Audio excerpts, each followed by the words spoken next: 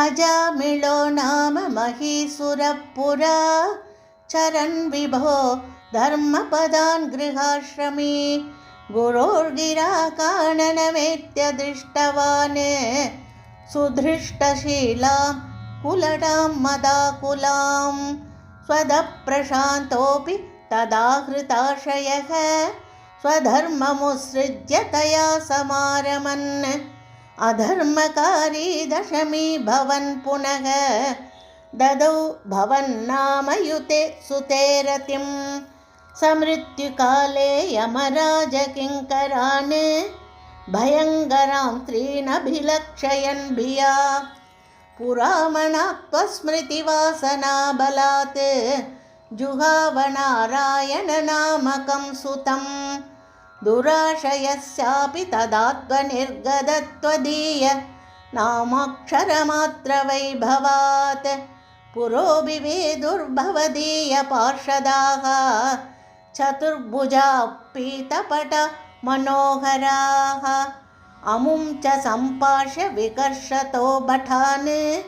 विमुञ्च दैत्यारुरुधुर्बलादमे निवारितास्ते च भवज्जनैस्तदा तदीयपापं निखिलं न्यवेदयन्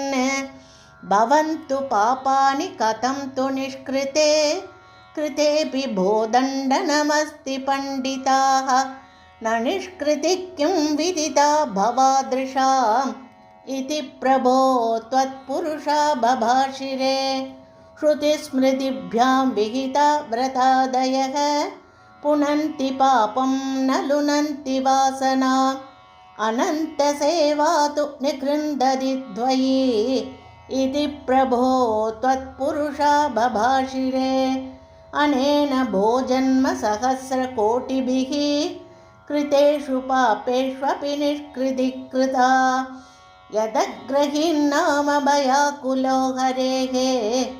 इति प्रभो त्वत्पुरुषा बभाषिरे नृणाम बुद्ध्यापि मुकुन्दकीर्तनं दहत्य गौघान् महिमास्य दादृशः यदाग्निरेधांसि यदौषधं गदान् इति प्रभो त्वत्पुरुषा बभाषिरे इति रीतैर्याम्य भटैरपाश्रिते भवद्भटानां च गणे तिरोहिते भवस्मृतिं कञ्चन कालमाचरन् भवत्पदं प्रापि भवत्भटैरसो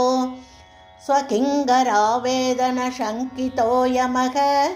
त्वदङ्घ्रिभक्तेषु न गम्यतामिति स्वकीयभृत्यानसि शिक्षतुच्छकैः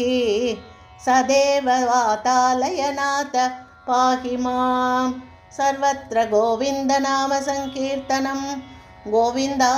गोविन्द।